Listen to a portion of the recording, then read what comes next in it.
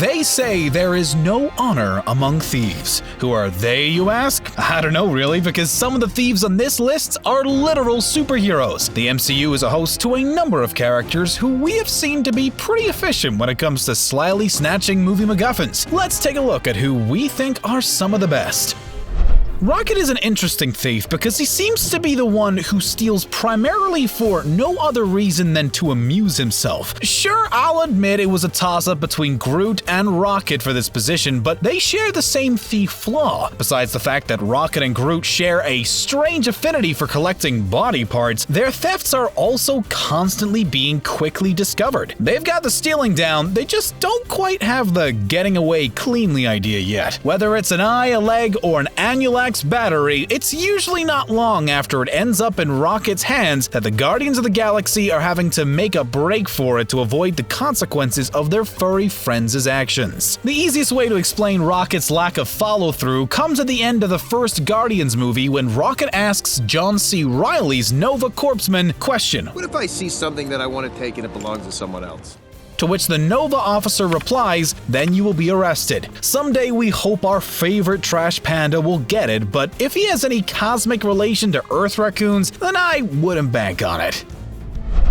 While most of the inhabitants of planet Sakaar seem adept at swiping and scavenging, there is only one that Jeff Goldblum's Grand Master really appreciates as the best. As he notes, I love when you come to visit at 142. You bring me just the best stuff. With that kind of high praise, we can't help but think that Valkyrie must be one of the most powerful thieves in that part of the galaxy. Just look at how easily she was able to kidnap the God of Thunder himself. And we also find out from the Grand Master that his Scrapper 142 also brought him his champion. If you missed that nugget, it means that Valkyrie was able to somehow manage to steal and contain the Incredible Hulk. While we see her able to outwit and trap him on screen, we can't help but wonder what she did to bring him to Sakaar. That is not a claim we take lightly. When we first meet Valkyrie, she says she's a shadow of her former self and constantly halfway through a bottle of the nearest space intoxicants. Yet she is still able to take out an entire clan of scrappers to pick up Thor and collect a tidy 10 million units while making it look easy. She steals drinks, steals lasers, and is even able to snatch Spider-Man and the Infinity Gauntlet in midair while riding a Pegasus while not being at her best? That makes us feel hung over just thinking about it. Look, don't at me, okay? This video is not about the best villains, it's about the best thieves. While we know that Steve Rogers will, in the end, do the right thing, it doesn't mean he doesn't have a knack for appropriating items he needs to get the job done. I am so fired. We know Cap is the kind of guy who knows how to jack a car, but still wants to keep it in pristine condition for a return someday. This is the man the Avengers trusted to steal the Pym particles in Endgame and then return all of the Infinity Stones to their rightful locations. You think that can happen without getting your hands a little dirty? He steals Loki's scepter, aka the Mind Stone, back from Hydra and from an alternate version of himself. Not enough for you? How about this? We all know that Peggy Carter was married, as we find out in Winter Soldier. However, in Endgame, when Cap goes back for his white picket fence happy ending, he knowingly stole the life he knew she was going to have so he could end up as her boo. Granted, a little dark, but come on, we all know they were meant to be together.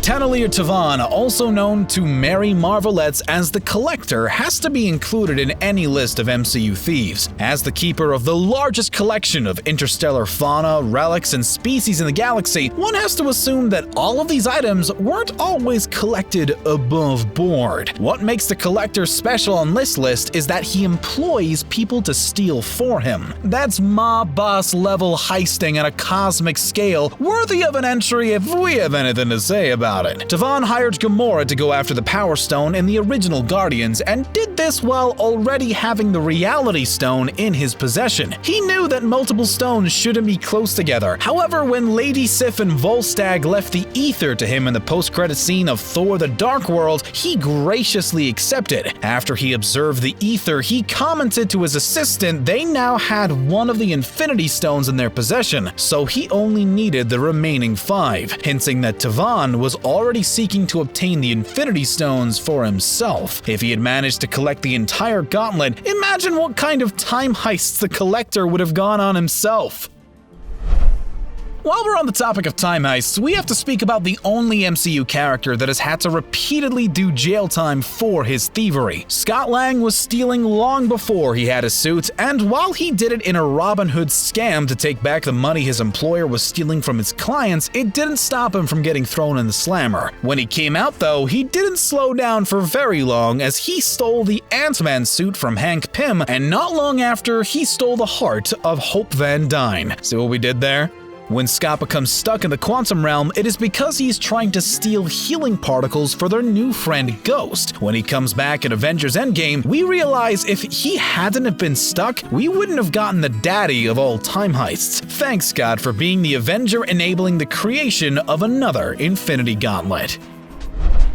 While owning and operating his salvage business, Adrian Tombs was known to keep a few items of Chitauri making to himself, which gave him and his crew the tech they needed to steal more to make their living. The Vulture swiped enough to get his team back on track and created other Spidey baddies like the Shocker and the Tinkerer in the process. As an arms dealer, Tombs was able to provide for his family and the people around him, but that didn't stop his more Machiavellian side from coming out if you crossed him. Once Tony Stark and the government initiated the damage control program, Tombs and his team were put out of work. He made it their mission to sell the technical weapons on the black market and to make sure the Avengers weren't able to take his work again. Once Spidey got in the way, Tombs showed that he wasn't afraid to make an example of those that kept him from his weapons, but he quickly found out that the early bird doesn't always get the spider.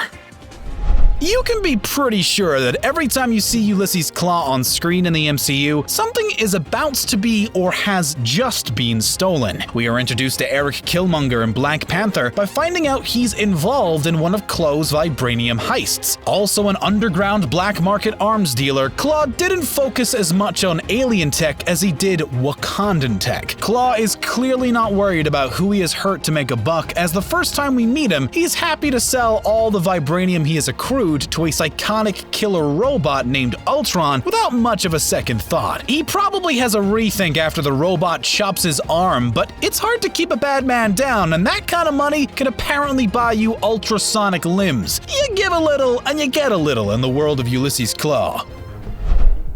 I never thought a kleptomaniac with a solid set of dance moves would be effective, yet here we are. Star-Lord stands out from the aforementioned other members of the Guardians of the Galaxy because he grew up stealing his way through life with Yondu and the rest of the Ravagers. In fact, it's also notable that he is in fact a stolen item, as the Ravagers abducted him from planet Earth. What makes Peter Quill special is that he does it all with a little pizzazz. While some might think he looks like an idiot, Quill takes his time enjoying his missions with a killer soundtrack. When not robbing, Quill can be found with an extensive Nova Corps criminal record that includes 1 count of fraud, 2 counts of public intoxication, 1 count of assault, and 1 count of illegal manipulation of the Garmosian Duchess.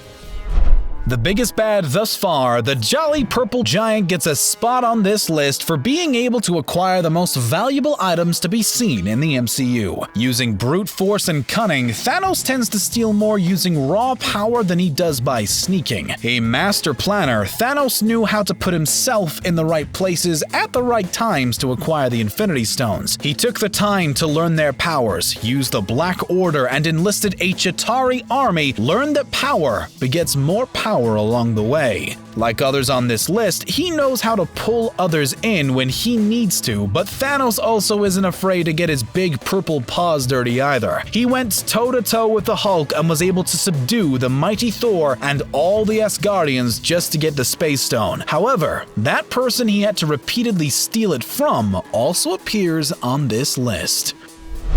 The quintessential rogue Loki has been seen repeatedly stealing the Tesseract over the course of all phases of the MCU. The God of Mischief is so well known as being one of the best thieves in the galaxy. Let's not forget that the Mad Titan Thanos had to enlist Loki's help to make sure he could collect all the Infinity Stones, and ultimately had to try and kill him to get the Space Stone back. The original Avengers villain Loki opens the movie by stealing the Tesseract in a dramatic takedown of a S.H.I.E.L.D. base just to go steal iridium in a pretty graphic way later on in the film. We've seen him steal other Avengers' identities and even steal the identity of Odin himself, effectively stealing the throne of Asgard. The last time we saw him, the last thing he was doing was, you guessed it, stealing the Tesseract again and transporting it away to a Disney Plus show where the only images we have of him are in time jail. Needless to say, I doubt we've seen the last of Loki's looting.